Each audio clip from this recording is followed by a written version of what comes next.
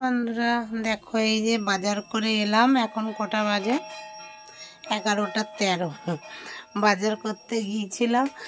তোমরা তো জানো শরীরটা ভালো না, জ্বর সর্দি কাশি এই করে মরলাম। আমার কি অবস্থা, মুখটা দেখো কেলটে বাদর হয়ে গেছে।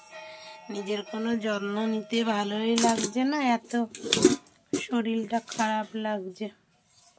কি বলবো,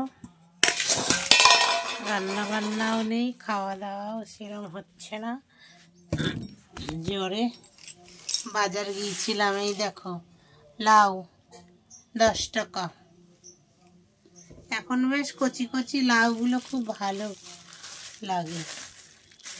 আর এটা হচ্ছে পাবদা মাছ, পাবদা না পাচ্ছে কি, 300 টাকা কেজি। তো তোমার 300 গ্রাম নিয়ে এলাম।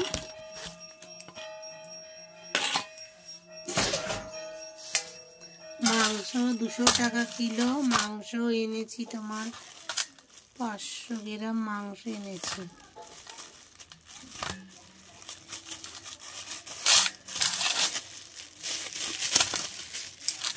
এই যে মাংস এনেছি, কি করব এখনো জানি না। আর এটা আবার এনেছি জনির জন্যে আলাদা। জনির ছাট মাংস দেখলাম খুব ভালো ছিল।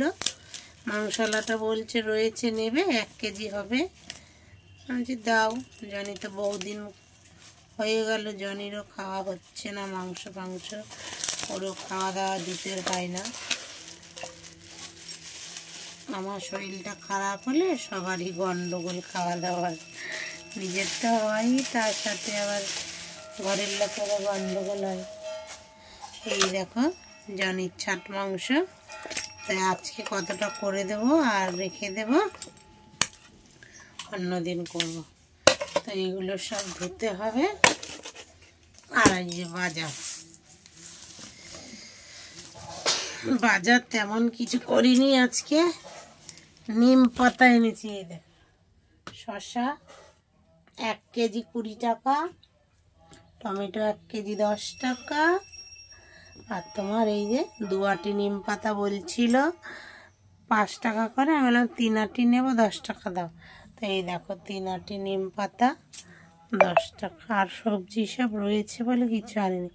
মুখে তো কিছুই স্বাদ নেই, তেতো হয়ে আছে মুখটা, কিচ্ছু খেতে ভালো লাগছে না। আমাদের নিম পাতা দিয়ে ভাত খাবো আজকে। কটা নিম পাতা নিয়ে এলাম।